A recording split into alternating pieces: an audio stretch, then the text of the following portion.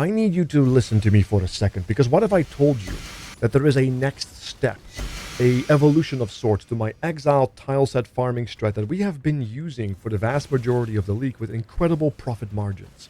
There is a next step, and that's what you're looking at right now. This is the Titanic Exile farm. You still end up getting, of course, the typical loot explosions with scarabs, but also you are far more likely to get these incredible jackpots of tier 1, tier 0 uniques. You just saw an incredible drop, a duplicated drop that's going to be, what, 10 divines right there? And things like that happen with semi-regularity if you can juice hard enough, which is incredible. Not only do you get the gold, as I mentioned before, but you also sustain your own maps, and you can actually sell all your tier 17 maps, because we're not going to ever run this on tier 17s. Which brings me to the caveat of this strategy. This strategy is incredibly endgame. To put it into perspective, I have seen competent builders put mirrors in their actual creation, their character, and they still find themselves on the floor, and they're not doing the dinosaur. This is a definite 6 portals are a defensive layer kind of farming strat, but if you are able to chew through the map, you will not only get, as I said, incredible amounts of gold, map sustain, and of course, scarabs, and tremendous amounts of unique items which can sell for several divines, or just incredible dusts, or alternatively, you just drop natural divines. Let's talk about it. And here is the Atlas tree that I personally used for the Titanic Scarab farm that you just saw the gameplay of. Yes, as you can see, the usual suspects are present, so if you want to pause the video and copy it, then by all means pop off. However, do check back often in case I have any updates to the Atlas tree. I will post them in the description box or in the comments below, just to keep you guys up to date.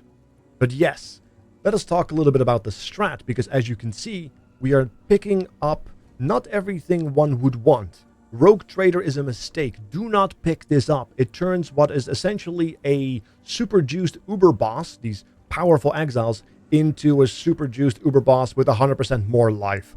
Do not do it. The additional reward is not worth it, because we're not farming tile sets, right? We are farming quantity and rarity, natural drops, like it's magic find. So do not pick up Rogue Trader.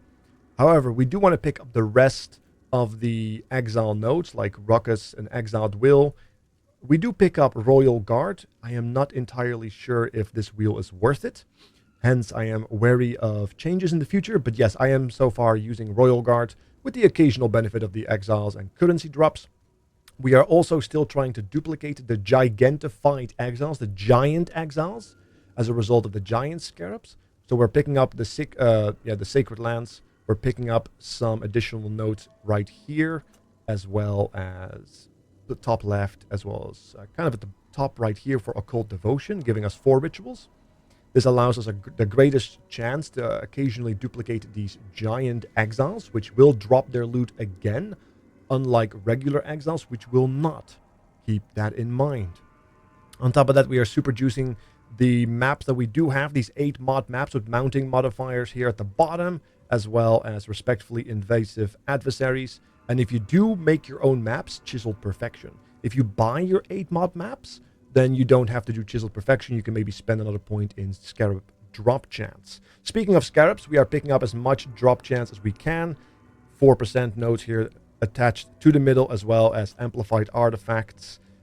We also have, of course, significant troves right here, skittering swarms, and the expected remarkable relics. Because we are pushing so much rarity and quantity, we do end up getting quite a bit of natural scarab drops, so there's a lot of benefit to be had. I've made so much currency alone with just scarabs dropping, which is an incredible thing. In fact, so many scarabs can drop that you can sustain your own strategy, which is really, really nice. Speaking of sustaining your own self, due to all the buffs to quantity and rarity that we are picking up, sustaining maps is actually not that big of a deal. In fact, you can sustain your own maps, which means you don't have to bulk buy, which is very, very nice. Other than that, the only thing that's really important, of course, is your Eldritch Altar of choice. Choose whatever you prefer. Buy build lends itself better to Exarch, but if you prefer either, you can do so as well. We are very closely connected to it, so don't be too afraid to go off the rails. And on top of that, because this strategy is so incredibly rippy, I have opted for supplication. Not only is that a very common pickup for like magic find builds because of the natural quantity it gives by just providing you with lots of monsters, the power is going to be necessary to be able to make the maps palpable, because like I said, every exile is essentially a super juiced uber boss because they're just that difficult.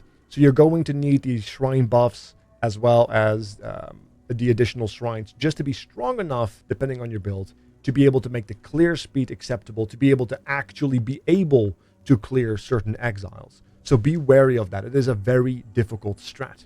Having that said, though, this is my current Atlas tree. Keep an eye out for any updates.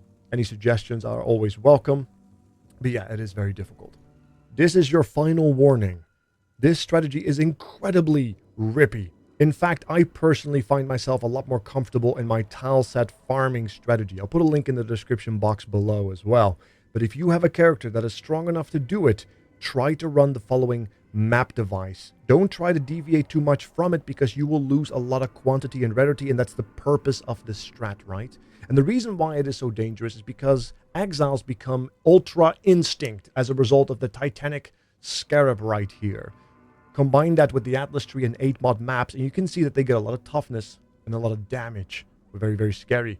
Not only that, we are also making them even more terrifying as a result of the Scarab of Legends. More modifiers means better results for quantity and rarity. On top of that, we are then making them giants, because giant exiles act like a nesting doll, having more exiles inside of them that will pop out when they die, giving you this cascading loot effect. And also, rogue giants, when they are resummoned by a ritual, drop their loot again, which is not something regular exiles do. This is only the rogue exiles, which is why we have that ritual mechanic in the game, specifically and purposefully for that goal, as well as the boss money drop explosive. But that's neither here nor there. So we have Ultra Instinct, Super Juice, Giants, and then of course we have additional rogue exiles, because we want more rogue exiles, which is also why we're picking up additional rogue exiles on the map craft. Make sure you pick your Eldritch Altar of choice and have the correct Atlas well selected, and you are pretty much good to go to pop off. But yes, be warned, it is very dangerous. This is my current take on it. By all means, keep an eye out on the future for any updates, but I wish you the best of luck, because you're going to need it. 6 portals are a defensive layer. Make sure to hit that like button, hit the subscribe button, and I will catch you guys next time. I am out!